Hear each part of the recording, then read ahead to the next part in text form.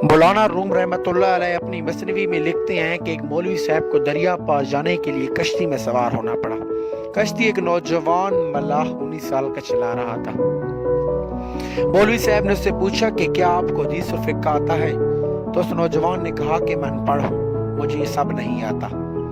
कुछ देर गुजरने के बाद कश्ती हचकोले खाने लगी। हचकोले खाने के दौरान मलाह ने चप्पू को छोड़ दिया और छलांग लगाने से पहले मौलवी साहब से पूछा कि क्या आपको तैरना आता है? तो मौलवी साहब ने एक नफी में सर हिला दिया। तो नौजवान ने कहा कि आपने अपनी पूरी जिंदगी जाया कर दी। इस हकायत, इस कहानी से हमें ये सबक मिलता है कि हम किसी भी फील्ड में हो, कोई भी काम कर रहे हो, जाती कर रहे हो या किसी महकमे का कर रहे हो, हमें उसके मुतल्लिक इल्म होना चाहिए। अगर हमें इल्म नहीं होगा तो उसमें हम सक्सेस, कामयाबी कभी भी हासिल नहीं कर सकते। शुक्रिया।